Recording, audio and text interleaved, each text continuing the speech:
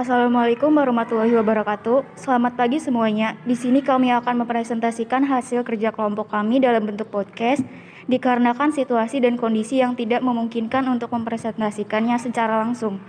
Perkenalkan, nama saya Rofi Renita sebagai pembawa acara yang akan menemani kalian hingga 5 menit ke depan.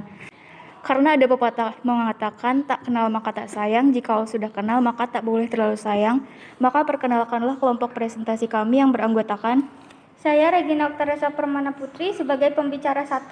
Saya Tia Cynthia sebagai pembicara 2. Di sini kami akan mempresentasikan gejala sosial di masyarakat mengenai perbudakan modern. Nah, kalian sudah tahu belum nih apa itu perbudakan modern? Berikut akan dijelaskan oleh rekan kami yaitu Regina. Dipersilahkan. Perbudakan modern adalah jenis perbudakan yang umumnya dilakukan untuk melakukan eksploitasi secara ekonomi. Munculnya perbudakan modern tidak dipengaruhi oleh tradisi atau budaya yang ada di suatu daerah. Perbudakan modern merupakan tindakan yang melanggar hukum. Sedangkan perdagangan manusia atau dikenal dengan istilah human trafficking merupakan suatu tindakan yang melanggar hak asasi manusia. Perdagangan manusia adalah segala transaksi yang dijadikan manusia sebagai objek jual beli.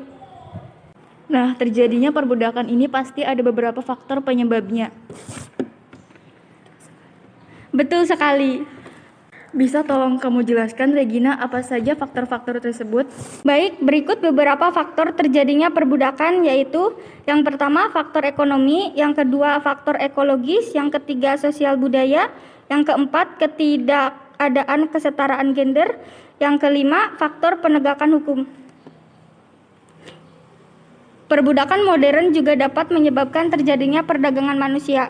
Ada 4 latar belakang terjadinya perdagangan manusia, yaitu pendidikan yang rendah biasanya terjadi karena beberapa pola pikir orang tua yang masih kolot dan beranggapan setinggi apapun pendidikan sang anak belum tentu berpengaruh terhadap kesuksesan anak. Apalagi untuk anak perempuan, banyak para orang tua menikahkan anak perempuan mereka di usia dini atau dijadikan sebagai buruh. Yang kedua, kemiskinan orang tua. Beberapa kebutuhan pokok tidak dapat terpenuhi sehingga anak harus putus sekolah, dan untuk memenuhi kebutuhan sang anak dikerjakan paksa untuk menjadi pekerja migran ilegal, budak buas dan lain sebagainya. Yang ketiga, pola asuh keluarga dan lingkungan sosial. Beberapa orang tua memiliki pola asuh yang sangat protektif, namun ada juga yang terlalu memanjakan anaknya sehingga terbawa pergaulan bebas yang juga dipengaruhi oleh lingkungan sekitar yang kurang baik. Yang keempat, ada pergaulan dan gaya hidup yang berdampak negatif, serta gaya hidup yang keberat-beratan, konsumtif dan hedonisme yang mengakibatkan pemborosan serta menjadi kebiasaan buruk yang sulit dilepaskan. Suatu peristiwa perbudakan atau perdagangan manusia pastinya akan menimbulkan efek negatif. Apa saja sih yang kamu tahu, Tita, mengenai dampak dari peristiwa tersebut? Efek yang ditimbulkan dari perbudakan dan perdagangan manusia bagi korban sangatlah besar, tak hanya fisik, namun juga psikologis. Berikut dampak-dampak negatif bagi psikologis korban. Yang pertama, trauma. Kedua, pembatasan gerak. Ketiga, berpikiran bunuh diri. Ketiga, violence. Yang kelima, abuse. Yang keenam, contouric symptoms. Yang ketujuh, post-traumatic stress disorder. Yang kedelapan, physical symptoms. Menurut kamu nih, Tita, bagaimana sih cara mengatasi atau menanggulangi terjadinya perdagangan manusia? Yang pertama yaitu memberikan pengetahuan. Memberikan pengetahuan ini tak hanya untuk kalangan atas ataupun menengah, tapi juga untuk kalangan bawah. Karena jika kalangan bawah tidak mendapatkan pengetahuan seperti ini, bisa saja mereka akan terseret. Belum lagi biasanya yang menjadi budak dan didagangkan oleh pelaku ini dari kalangan bawah. Kebanyakan perempuan dan anak di bawah umur.